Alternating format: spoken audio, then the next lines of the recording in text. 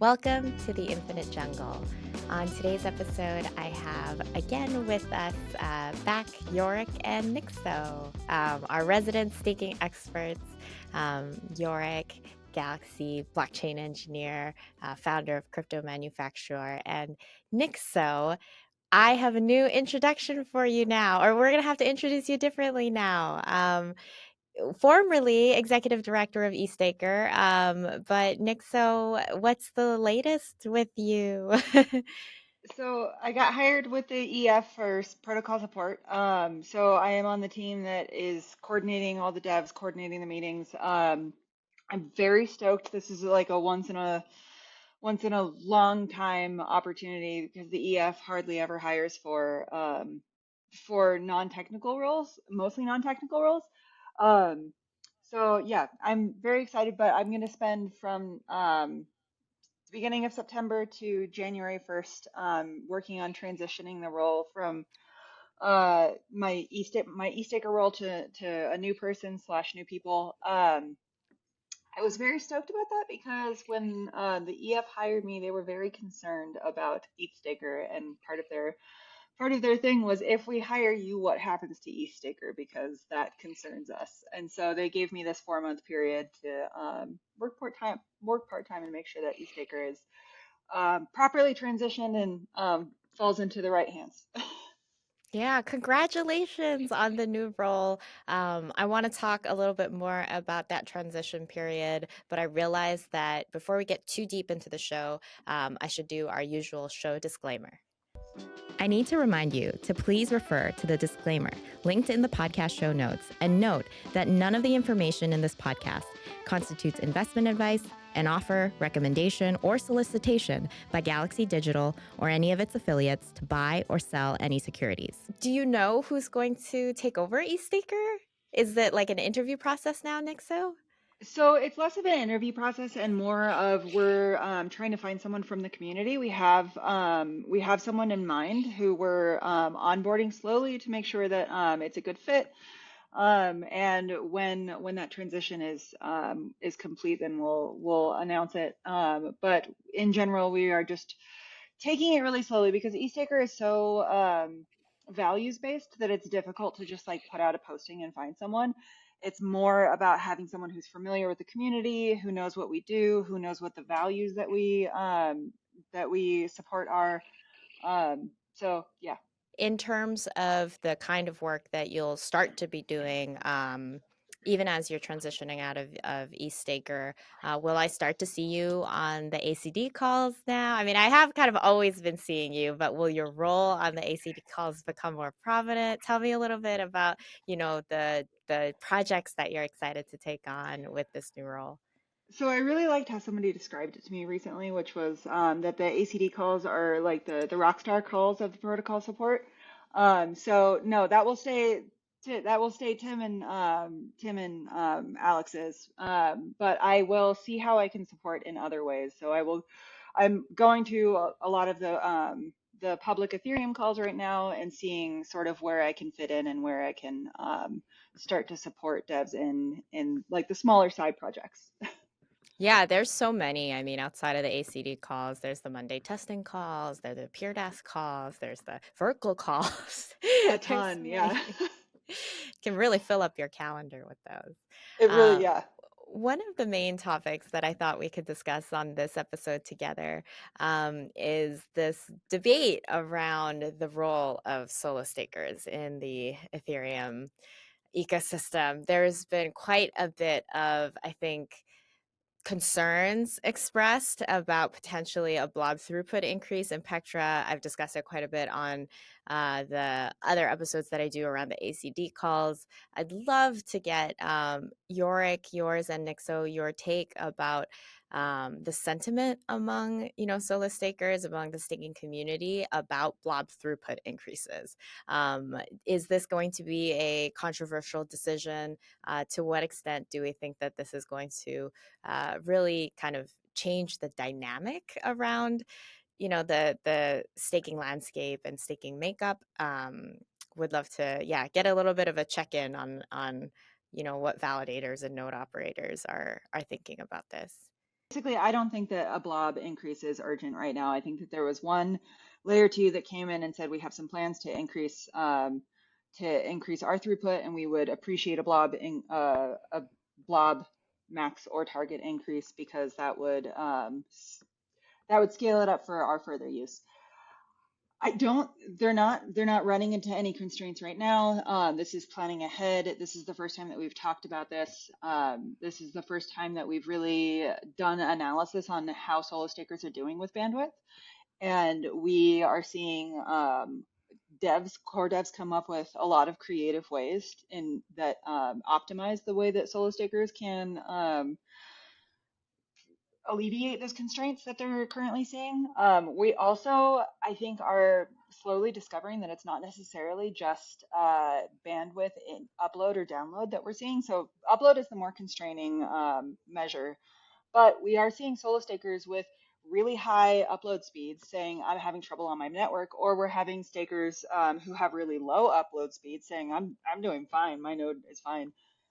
So one of the things that we're thinking is that internet infrastructure, the hardware that they're using, like the modem, the router, might be uh, subpar to necessarily control the modem and the router that they're using. Like some, yes, but they probably just bought the cheapest modem and router and they can't upgrade it. But some people are renting a room. Some people, I would say a lot of people are bullied by their internet service provider into using uh, what they want what they want to rent to the customer, which ends up being a scam because you end up paying far more over the a 12-month period than that router is worth, and then they get to take it back at the end of this period. But yeah, and in some countries, I know that you don't even get a choice. It's like in the U.S., I think you're legally supposed to get a choice, but they say like we can't send a technician out because you have your own modem and router. It's going to cost you $99.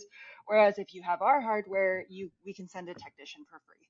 And so people get bullied into it. And then I think in some European countries, they just tell them straight up, no, we don't know how to work with any other hardware. I'd like to step back and do some definitions, if I may, about bandwidth usage, bandwidth requirement, and what portion of stakers actually gets hit by this blob increase, potentially, or blob upload. So it is true that right now, people who are building locally may run into an issue with bandwidth requirement, where they can't get the blobs out fast enough and they get reorged. So bandwidth usage this is how much I need, averaged out over the lifetime of a day, a month, whatever, of my validator. And that's pretty reasonable. Bandwidth requirement is when I'm creating a block, when I've been selected as a proposer, which happens on a validator, every 6 to 8 months now, something like that on average, right? Then I need to get these blobs out there like post haste now, right? And that's where it can get tricky. Most solo stakers actually use block producers, builders. They use relays, they use MEV boost or now commit boost. So they're not going to run into this. This is strictly for people who build locally. Now, we want people to be able to build locally. That's how we get to censorship resistance, right? So this does matter. So what we're looking at here is the bandwidth requirement when building a block locally and what to do about it. And a blob increase would increase this bandwidth requirement. And as POTUS has, eloquently argued, he says in most of the world, we're running into limits here and we can't easily lift them.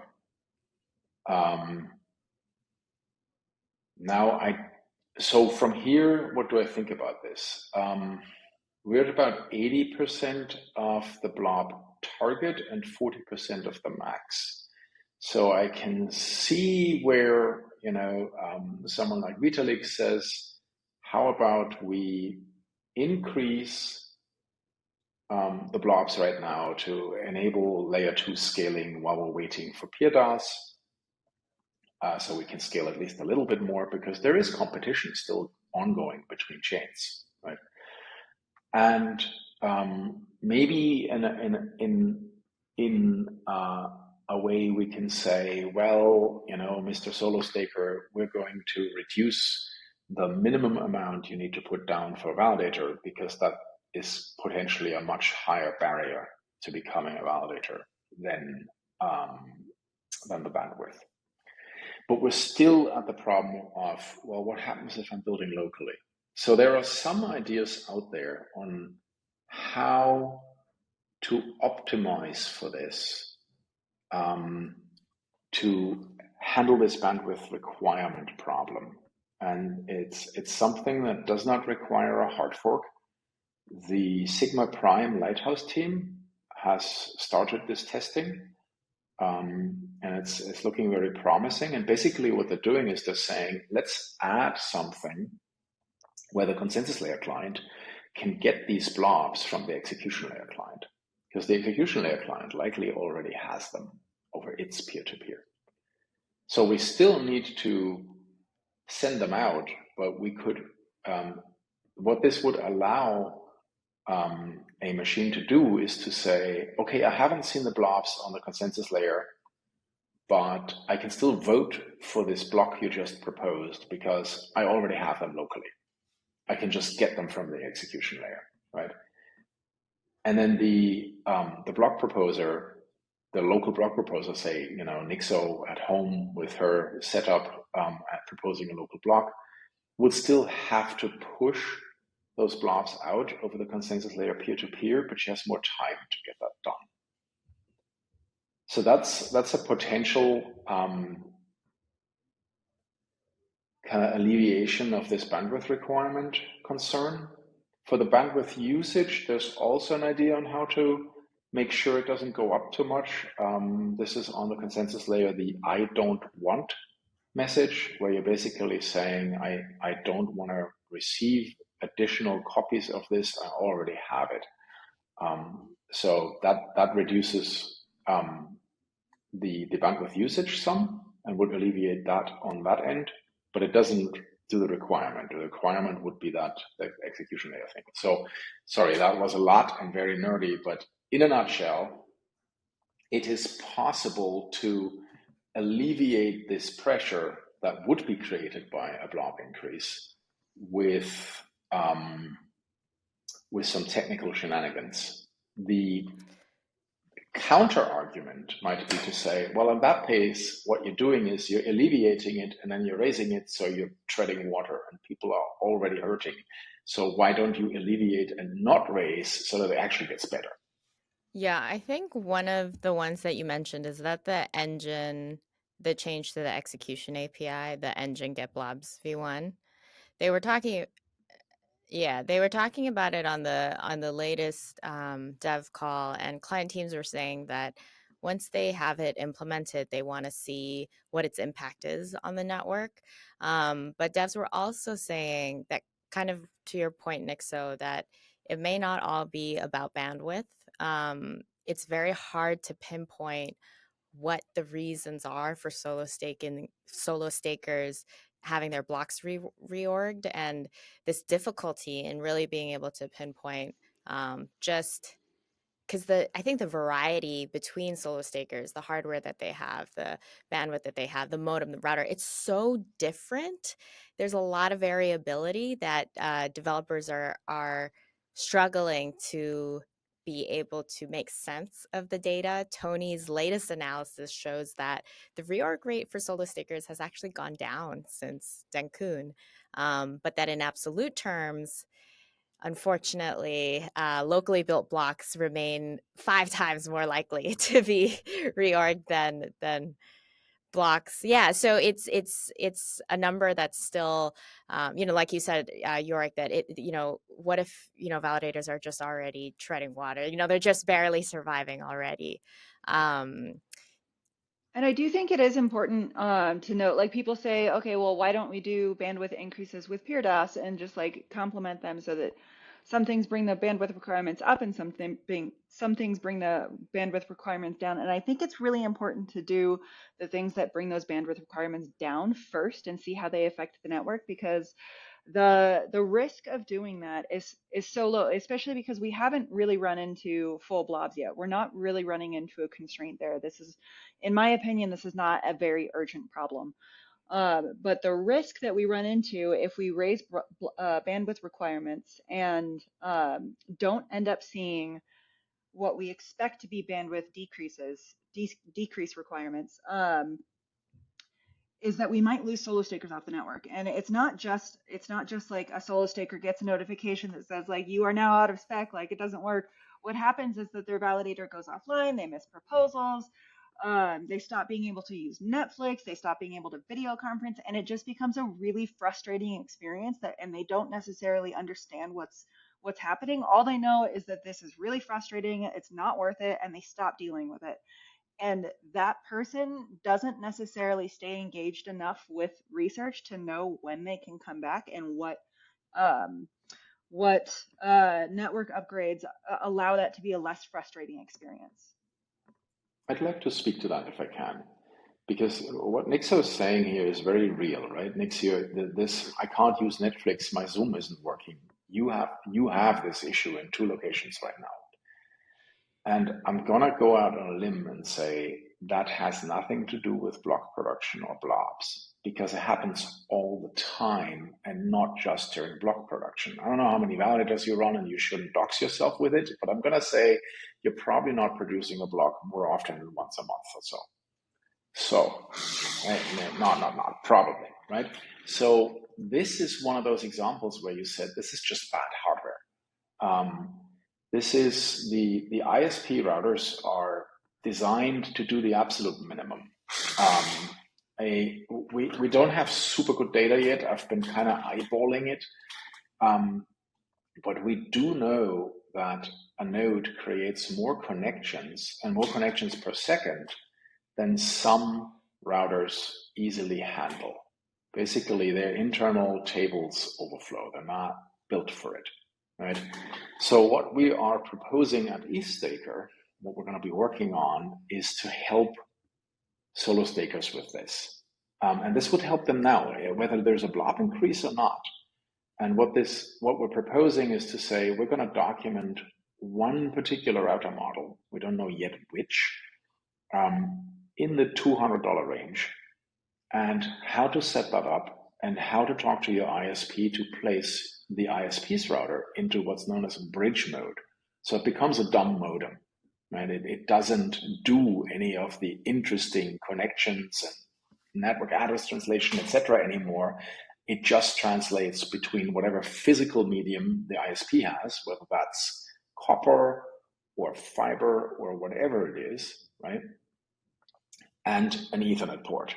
And that's it. That's all it does now. And then you place your own router there, which does Wi-Fi and all the connections and all the TCP IP actual connection to the internet thing, which is spec'd to handle a node. And so, it's going to take some time to create that documentation, but I think that's going to help, fingers crossed, right? We're going to test that in Nixo's environment first. That's going to help home stakers in particular, regardless of what happens to blobs. And then so this is bandwidth usage, and more than bandwidth, it's connection table usage. But it's not bandwidth requirement, which only spikes during local block production. And just to confirm, so this additional modem, it wouldn't router. It wouldn't for people in the US or for people who really, their internet provider says like, no, you got to use our router. This additional, you could still use this additional one and it would help. It would bypass kind of that difficulty. Yes, it would. So this gets technical, and please bear with us while we test this and document it. And we will want the help of the community, particularly to crowdsource. How do I talk to my ISP about this? This differs widely from ISP to ISP. So I'm going to give you 3 examples for the ISP. So first, what you want is you want something called bridge mode in the ISP router. this changes the router to a dumb modem, right? In nerd talk, it ends at layer 2. It no longer knows what an IP address is. All of that happens now on your router that you bought. That means there is no connection table in the ISP device anymore. All it needs to do is translate between Ethernet and whatever the ISP does, whether that's DSL or cable or fiber, doesn't matter. That's all it does, right? So that makes it incredibly simple. It becomes a dumb modem. On Comcast, this is a switch in the web interface of their router, bridge mode. On NOS here in Portugal, it's a switch on their web interface, bridge mode, which places one of the ports into bridge mode. For Butter in Austria, it was a call to the ISP to say, please place my router into bridge mode. And they're like, what is that? What's going on? And he's like, I need you to escalate this call now to someone who knows what's what and to place my router into bridge mode. So that's why I'm saying that, crowdsourcing this as to, if you have this ISP, then this is what you need to do to go to bridge mode, is going to be incredibly helpful, because we at EthStaker are not going to know that. We have a handful of ISPs, that's it, Gotcha. But then once that's done, the setup for the device behind it, that we can document for one sample device. People who are more, into networking can use whatever they love. Like I have a fairly involved setup here myself. And for everybody else, we're going to suggest a device, about $200, with Ethernet and Wi-Fi built in, and say, if you don't know what to do, use this, and here are instructions. I just want to add that networking is always the most intimidating part of setting up a node, and I think that it's the majority of the or at least a majority of the troubleshooting support that Yorick and Remy see in the Discord, because it is extremely complex, and I struggle with networking. I would say it's one of my poorest one of the poorest places. I don't excel at it, and so we would like to see this into a place where it doesn't increase the intimidation factor of solo staking, because talking about bridge mode and calling your ISP, that's already quite intimidating. But if we can get a guide, a one-to-one guide, on if this is your situation, then follow this guide, then that will be the ideal situation. Yeah, I think it might actually improve the current situation. So, because right now we're basically saying, well, maybe your router is good enough, or maybe not. That's for you to know. And then people are like, I can't peer. And we're like, okay, you need to open some ports. And they say, well, how? And we say, well, that depends on your router. Why don't you go to portforward.com and find your router and figure that out yourself? Come back when you've done it. Oh my God, right? So now imagine that we can say, you can do all this to the, with the most shiniest buck teeth if you're a networking nerd. But if you just want a guide and a specific device, here's a guide that tells you how to open the ports, how to set this up with bridge mode, how to do all this for just one sample device, right? EthStaker cannot document every device on the planet, but we can choose, or if you will, shill one thing and say, this is good enough. This will work. If you don't know what to do, do this. This is also a reason there have been some calls recently to publish minimum validator requirements. So people are saying my bandwidth isn't good enough, and responses are, well, what is the required bandwidth? There's nothing published about this, and this is why this is more complex. And if we had something with a little more control, and a little bit more of a known setup, then we could potentially look at publishing minimum requirements for validators. That would be great. And based on this conversation, it does sound as though the blob throughput increase is quite separate from all of these initiatives. I don't want the ETH blobs get blobs v1, the EthStaker, talking to your ISP. All of these things are meant to improve the situation for solo stakers and will likely continue to go on. But likely the timeline for all of these are not going to line up for Pectra, especially because developers are trying to get Pectra out, say, early next year. And already when Tony was sharing about his analysis, it didn't quite sound like developers cared very much about the data at all. Their decisions about blob throughput increase, I have a sense, will likely go through for in a it's just a matter of time before they really come to that decision. I worry about, whether or not, because I think you would need about a month maybe to really see the impacts of all of these various initiatives on validators. And I doubt that developers will really wait for that before before really moving forward with Pectra. So in my opinion, I get the sense that the blob throughput increase is going to go through, and these kind of efforts to help solo stakers, though good, do not seem to very much influence protocol decisions. I disagree They may with both of not. you guys. I disagree Okay, with all both of right. you guys. I think that developers very much do care about the data. I think that, POTUS does.